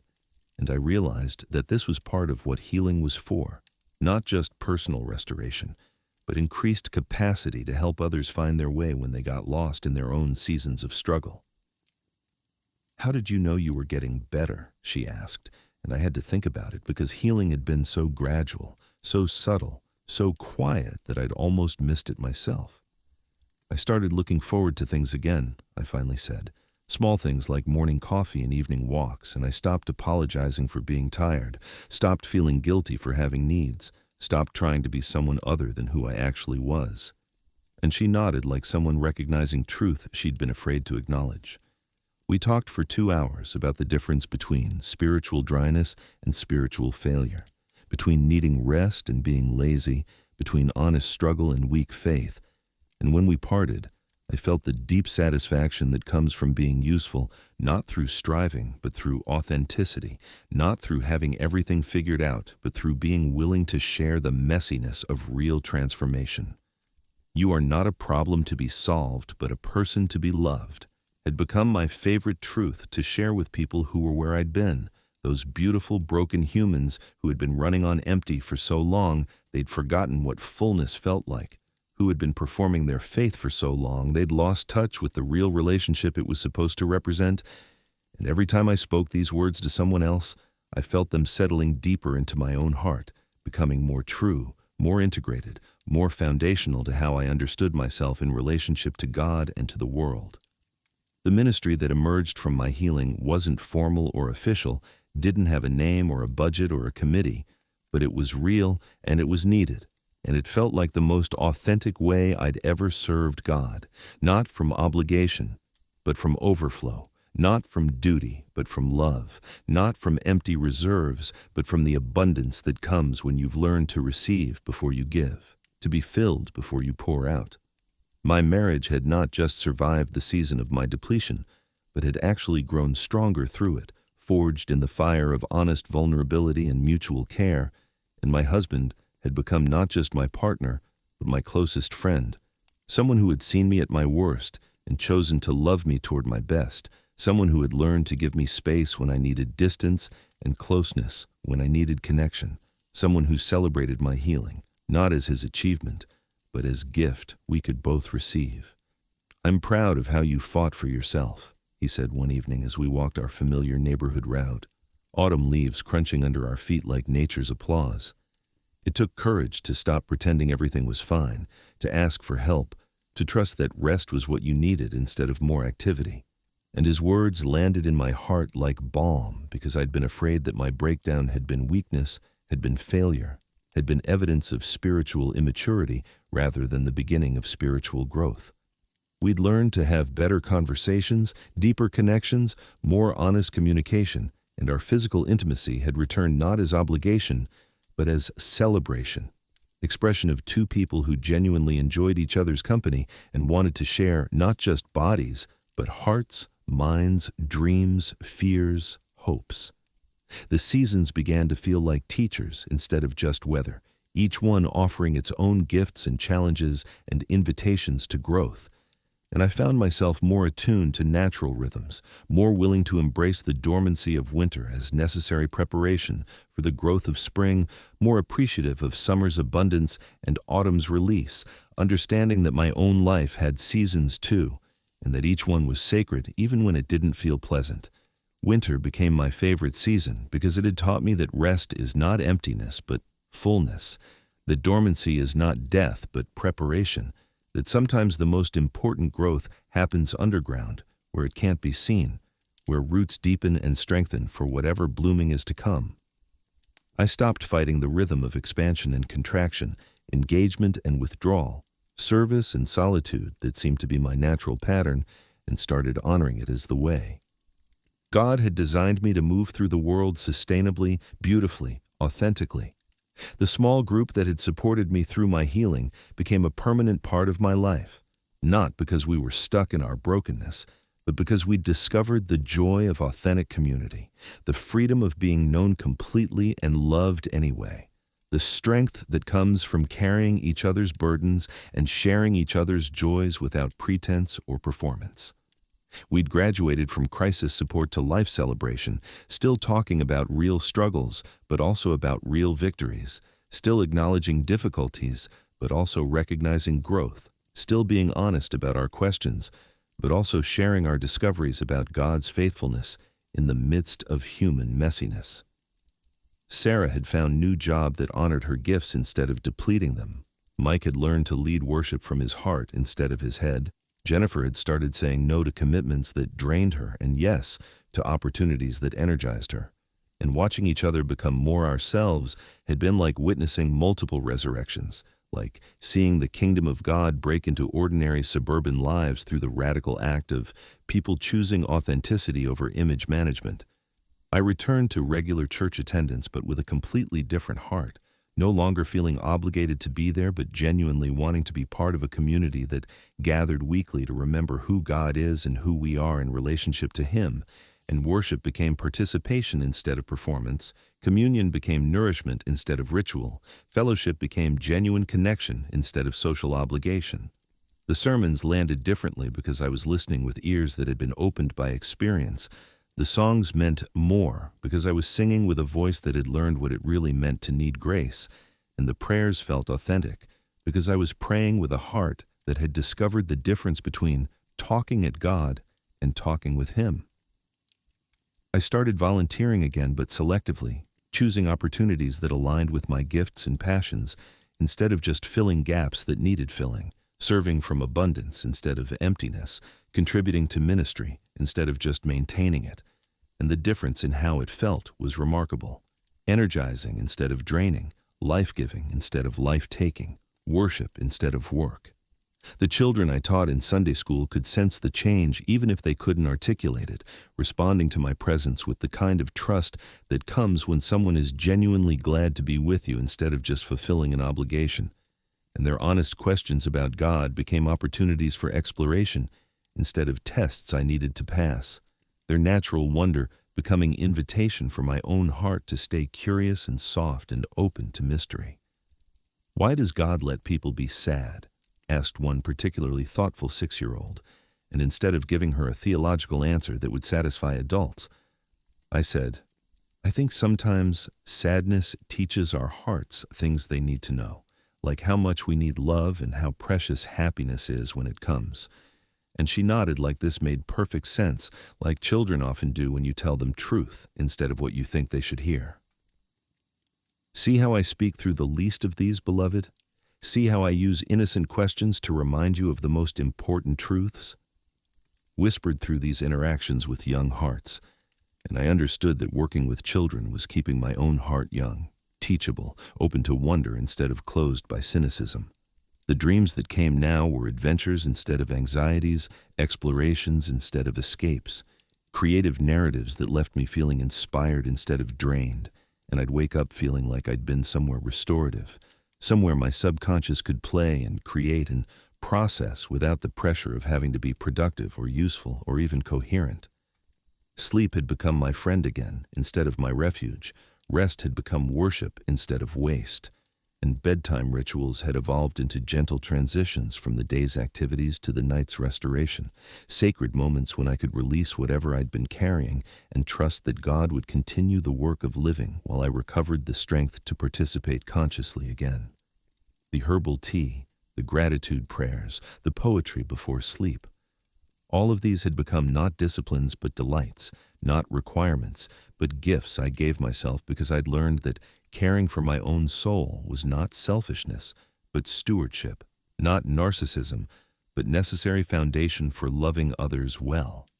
I found myself becoming someone others came to for counsel, not because I advertised myself as having answers, but because people could sense that I'd been through something difficult and had emerged not unscathed but unscarred, not unmarked but unbroken, carrying wisdom that had been earned through experience rather than learned through study, offering hope that was grounded in reality rather than wishful thinking. The conversations that happened over coffee tables and on park benches and during long phone calls weren't formal counseling sessions, but informal sharing of life with life, human with human, fellow traveler with fellow traveler. And I marveled at how much healing happened simply through being witnessed, being heard, being understood by someone who had walked similar paths and found their way to hope. How do you know when you're really better? Became a frequent question, and my answer evolved each time I shared it, but always included something about the return of curiosity, the restoration of delight, the renewal of capacity to be present for other people's joy instead of just enduring it while waiting for your own.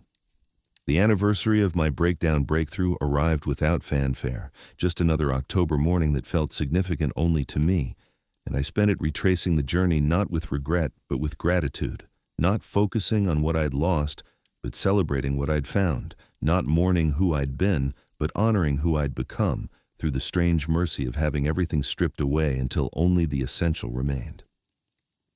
I wrote in my journal that morning, 1 year ago I thought I was dying, but I was actually being born, not into a new life, but into my real life, the one I'd been too busy to live, too scared to claim, too tired to enjoy.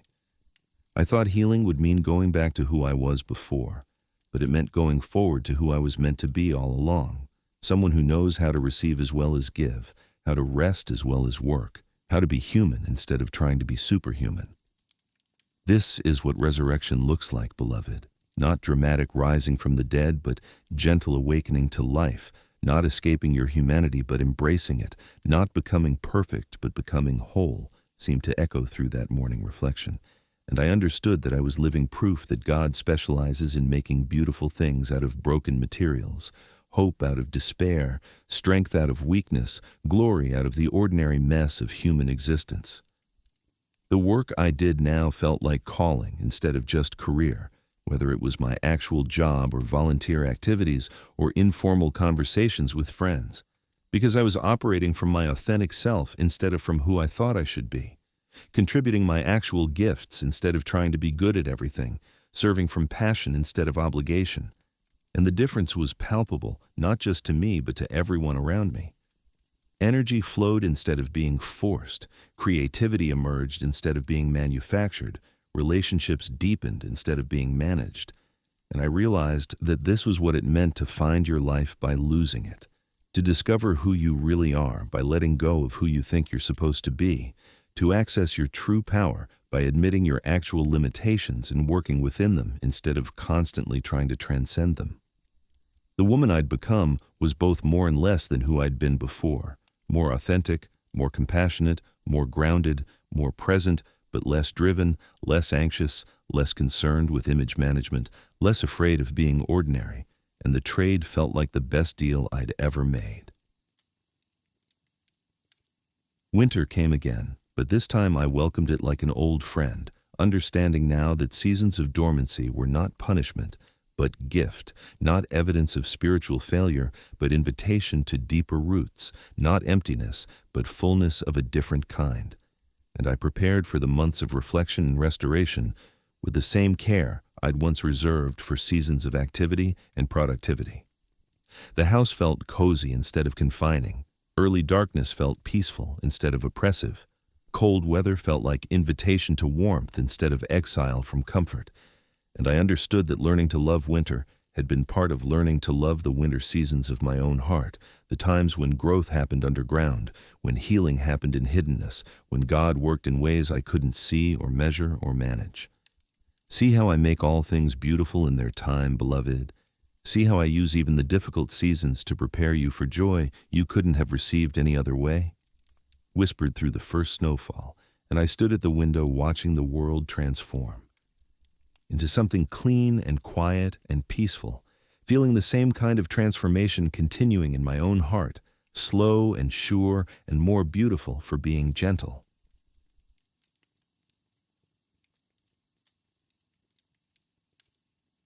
The phone rang that evening, and it was my sister, calling just to say she loved me and was proud of the woman I'd become.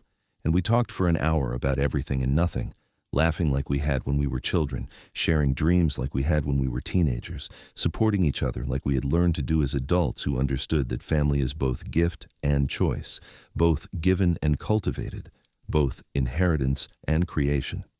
You saved your own life, she said near the end of our conversation, and watching you do it taught me things about courage I never knew before. And I had to correct her, because I knew the truth was more complicated and more beautiful than that. I didn't save my own life, I said. I just finally stopped trying to, and when I got out of the way, God could do the saving, the healing, the restoring that I'd been preventing by trying so hard to manage everything myself. We were both quiet for a moment, not uncomfortable silence, but the kind of pause that happens when truth settles into hearts that are ready to receive it, when words carry weight that takes time to be fully felt. That night I went to bed early, not because I was tired, but because I loved bedtime now, loved the ritual of transitioning from day to night, loved the feeling of my body relaxing into rest, loved the trust required to let go of consciousness and believe that God would keep the world spinning while I slept. And as I lay there in the darkness, feeling grateful instead of anxious, peaceful instead of restless, held instead of alone, I understood that this was what healing felt like. Not the absence of all problems, but the presence of deep peace. Not the elimination of all struggles, but the restoration of capacity to handle whatever came with grace instead of panic, wisdom instead of worry, faith instead of fear. Sleep deeply, beloved. You are not a problem to be solved, but a person to be loved. Not a project to be completed, but a daughter to be treasured. Not a work in progress, but a masterpiece being revealed one gentle day at a time. Seemed to sing through the settling darkness, and I felt myself smiling as sleep approached, not the forced smile of someone trying to be positive, but the natural expression of someone who had learned to receive love, to trust goodness, to believe that tomorrow would bring exactly what was needed, even if it wasn't what was expected.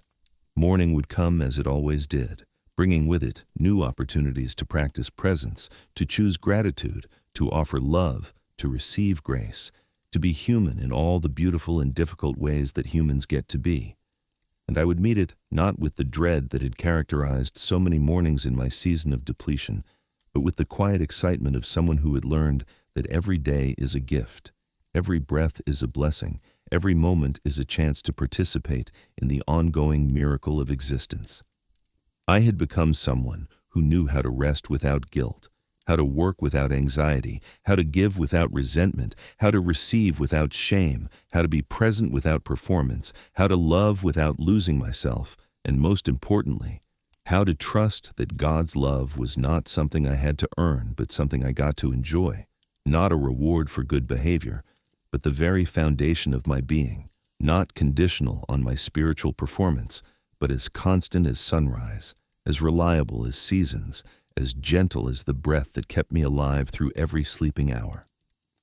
3 years have passed since that cardinal first reminded me I wasn't alone, and as I write these words, I'm sitting in the same porch chair, but everything and nothing has changed, the way healing works when it's real and deep and lasting, transforming you so completely that you hardly remember who you were before, while also returning you to who you were always meant to be, like coming home to yourself after a long journey through foreign territory that taught you to appreciate what you'd always had but been too busy to notice. The Cardinal still visits, though I no longer need his message quite so desperately. And sometimes he brings friends, a whole family of red birds that turn our fence into a celebration of color and song. And I take their presence not as special sign, but as ordinary gift, the kind of daily beauty that surrounds us always when we have eyes to see and hearts soft enough to receive.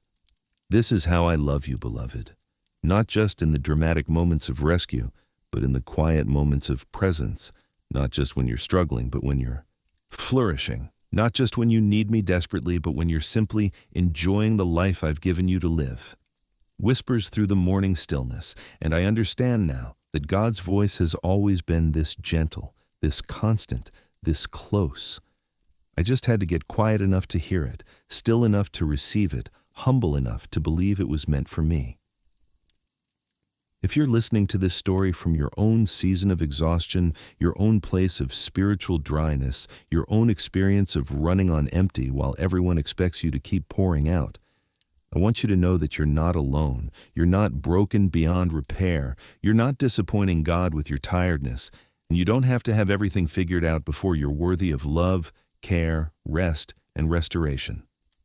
Your exhaustion is not evidence of weak faith, but of a heart that has been giving more than it's been receiving, a soul that has been serving from emptiness instead of overflow, A life that has been shaped more by others' expectations than by God's gentle invitations to come and rest, to be still and know that He is God, to trust that His love for you is not conditional on your productivity, but flows as freely as breathing, as constantly as sunrise, as gently as the peace that passes understanding.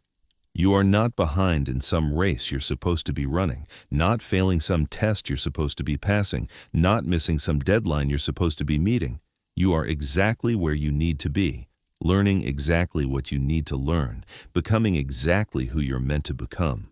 And the timeline is not yours to manage, but God's to orchestrate, and His timing is always perfect, even when it doesn't feel efficient, always purposeful, even when it doesn't feel productive, always loving, even when it doesn't feel quick. Rest is not selfish, but sacred. Boundaries are not weakness, but wisdom. Saying no to good things so you can say yes to God. Things is not failure, but faithfulness. And taking care of your own soul is not narcissism, but necessary stewardship of the life you've been given to live, the heart you've been given to love with, the gifts you've been given to share when you're ready to share them from fullness instead of forcing them from emptiness. Sleep now, dear one, not because you're escaping life, but because you're preparing for it, not because you're giving up, but because you're gathering strength, not because you're weak, but because you're wise enough to know that rest is how God restores us, how He rebuilds us, how He reminds us that we are not machines designed for endless productivity, but humans created for relationship, for wonder, for joy, for the kind of love that can only be received when we stop trying so hard to earn it and start learning to trust that it's already ours, already flowing, already surrounding us like air. We breathe without thinking, like light we see without effort, like grace we receive without deserving, but never without purpose. When you wake tomorrow, you'll be a little more healed, a little more whole, a little more yourself, not because you've done anything to deserve it, but because that's how God works. Quietly, constantly, faithfully tending the garden of your heart while you sleep, watering the seeds of hope that seemed buried forever, bringing life to places that felt permanently winter. Preparing resurrection you didn't even know you needed, restoration you couldn't have imagined, renewal that will surprise you with its gentleness, its thoroughness, its perfect timing, that trusts the process even when you can't see the progress. You are held, you are known, you are loved, and you are being restored, not because you've figured out how to fix yourself, but because God specializes in making beautiful things out of broken materials, strength out of weakness, hope out of despair, and tomorrow morning out of tonight's rest. Sleep in peace tonight, beloved, not because everything is fixed, but because you don't have to carry it alone. Not because you have all the answers, but because I am the answer. Not because you're strong enough to handle whatever comes, but because I am strong enough to carry you through whatever comes. And my love for you is not diminished by your tiredness, but increased by your honesty. Not frustrated by your limitations, but honored by your trust. Not conditional on your recovery, but constant through every season of your beautiful, difficult, sacred human life. Rest now. I have you. I've always had you. I will never let you go.